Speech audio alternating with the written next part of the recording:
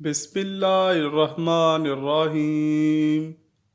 بنا رکوع و سجود کے صرف قیام پر مشتمل میت کو قبلہ رو لٹا کر غسل کے بعد کفن پہنا کر کسی پاک جگہ پر پڑھی جانے والی نماز جنازہ کہلاتی ہے۔ یہ یاد رہے کہ یہ ایک ایسی نماز ہے کہ جو مرنے والے کے لیے دعائے مغفرت کے طور پر پڑھی جاتی ہے۔ اب سوال یہ پیدا ہوتا ہے کہ کیا ہمارے پیارے نبی حضرت محمد صلی اللہ علیہ وآلہ وسلم کی نماز جنازہ پڑھی گئی؟ کیا حضور اکرم صلی اللہ علیہ وآلہ وسلم کو نماز جنازہ یعنی دعائے مغفرت کی ضرورت تھی؟ اگر ان کی نماز جنازہ پڑھی گئی تو کون اس کا امام تھا؟ حضور اکرم صلی اللہ علیہ وآلہ وسلم کو غسل کس نے دیا اور کفن کس نے پہنایا؟ حضور اکرم صلی اللہ علیہ وآلہ وسلم کی قبر اطہر کہاں بنائی جائے یہ فیصلہ کس نے کیا؟ حضرت فاطمہ سلام اللہ علیہا دستک دینے والے کو فرماتی ہیں کہ میرے بابا کی طبیعت ٹھیک نہیں، تم ابھی نہیں مل سکتے۔ حضور اکرم صلی اللہ علیہ وآلہ وسلم اپنی لخت جگر سے فرماتے ہیں، بیٹی پردہ کر لو، یہ دستک دینے والا ملک الموت ہے جس نے آج تک کسی کے دروازے پر کھڑے ہو کر اجازت نہیں مانگی۔ حضور اکرم صلی اللہ علیہ وآلہ وسلم وصال فرماتے ہوئے بھی یہی فرما رہے ہوتے ہیں، ربی حب لی امتی۔ وصال کی خبر پورے مدینے میں پھیل جاتی ہے۔ حضرت عمر فاروق رضی اللہ تعالی عنہ تلوار لے کر مدینے کی گلیوں میں پھرتے ہیں کہ اگر کسی نے یہ کہا کہ نبی پاک صلی اللہ علیہ وآلہ وسلم کا انتقال ہوا ہے تو میں اس کی گردن اڑا دوں گا، وہ تو اللہ پاک سے ملاقات کے لیے گئے ہیں۔ حضرت ابو بکر صدیق رضی اللہ تعالی عنہ یہ آیت تلاوت فرماتے ہیں کہ محمد صلی اللہ علیہ وآلہ وسلم اللہ کے رسول ہیں، اگر ان کو موت آ جائے یا پھر ان کو شہید کر دیا جائے تو کیا تم اسلام کو چھوڑ دو گے؟ اس کے بعد فرمایا، لوگو، جو شخص محمد صلی اللہ علیہ وآلہ وسلم کی عبادت کرتا تھا تو ذہن میں رکھو کہ عبادت اس کی جاتی ہے جو ہمیشہ زندہ رہے۔ لہٰذا محمد صلی اللہ علیہ وآلہ وسلم وصال فرما چکے ہیں، اور جو شخص اللہ کی عبادت کیا کرتا تھا وہ اللہ ہی کی عبادت کرے کہ اللہ ہمیشہ رہنے والا ہے۔ سب صحابہ کہنے لگے، ہاں یہ تو اللہ پاک نے قرآن میں پہلے ہی فرما دیا تھا کہ اللہ کے رسول بھی ایک دن وفات فرما جائیں گے۔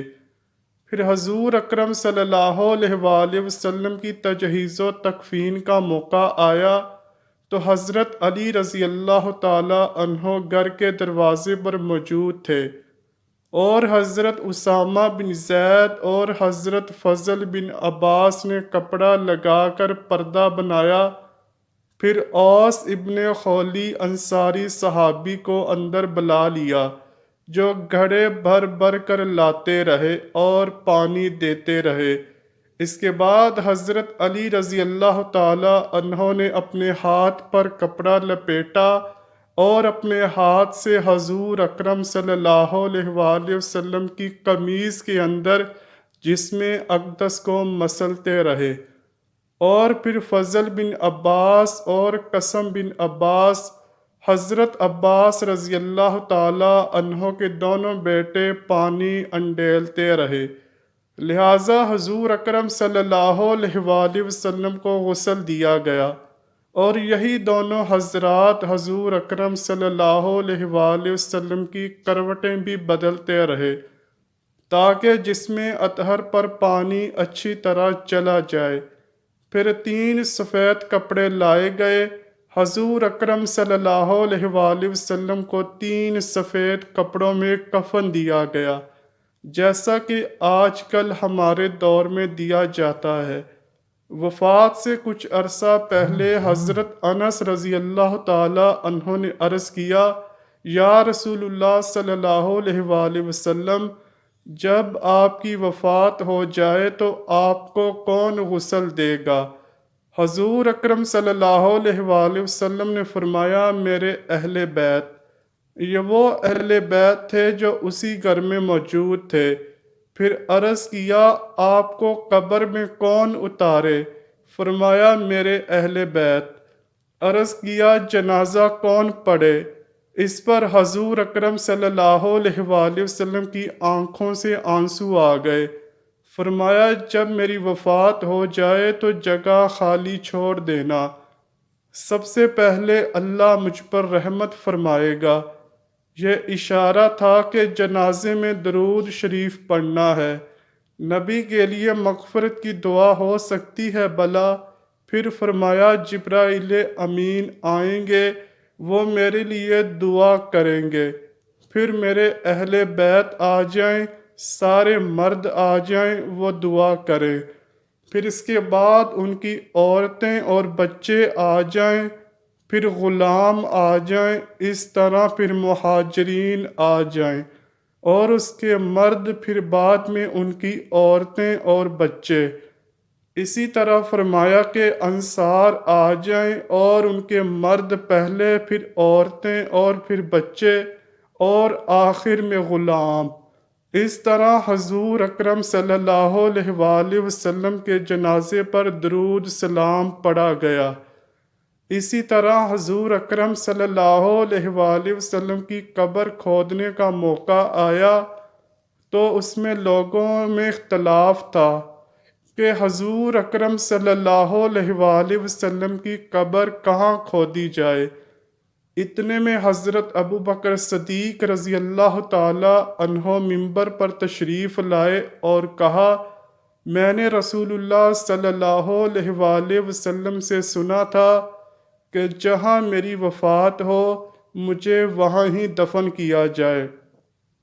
اسی طرح کی بات شیر خدا حضرت علی رضی اللہ تعالی عنہ سے بھی منسوب ہے کہ آپ نے فرمایا تھا کہ جہاں نبی کی وفات ہوتی ہے وہاں ہی اس کی تدفین کی جاتی ہے۔ حضرت ابو عبیدہ رضی اللہ تعالی عنہ نے مدینے کے دستور کے مطابق قبر کھدوائی۔ پہلے گڑھا کھودا گیا، اس کے ساتھ بغل کھودی گئی، اس میں حضور اکرم صلی اللہ علیہ وآلہ وسلم کو رکھنا تھا۔ جنازہ یوں ہوا کہ حضرت علی رضی اللہ تعالی عنہ آپ کے حجرے مبارک میں داخل ہوئے اور فرمایا، حضور اکرم صلی اللہ علیہ وآلہ وسلم زندہ تھے، سب کے امام تھے، وفات پا گئے تو بھی سب کے امام ہیں، ان کا کوئی امام نہیں، لہٰذا سب ایک قطار میں کھڑے ہوتے ہیں اور آپ پر درود و سلام پڑھتے ہیں، دعا کرتے ہیں اور چلے جاتے ہیں۔ پھر مرد آتے ہیں، عورتیں آتی ہیں، بچے اور غلام آتے ہیں، درود شریف پڑھتے ہیں اور چلے جاتے ہیں۔ حضرت عباس رضی اللہ تعالی عنہ سے روایت ہے کہ انہوں نے کہا، جب حضور نبی کریم صلی اللہ علیہ وآلہ وسلم وصال فرما گئے تو مردوں کو داخل کیا تو انہوں نے بغیر امام کے اکیلے اکیلے صلاۃ و سلام پڑھا۔ پھر عورتوں کو داخل کیا گیا تو انہوں نے آپ صلی اللہ علیہ وآلہ وسلم پر صلاۃ و سلام پڑھا۔ پھر بچوں کو داخل کیا گیا تو انہوں نے بھی حضور نبی کریم صلی اللہ علیہ وآلہ وسلم پر صلاۃ و سلام پڑھا۔ پھر غلاموں کو داخل کیا گیا تو انہوں نے بھی حضور نبی کریم صلی اللہ علیہ وآلہ وسلم پر صلاۃ و سلام پڑھا۔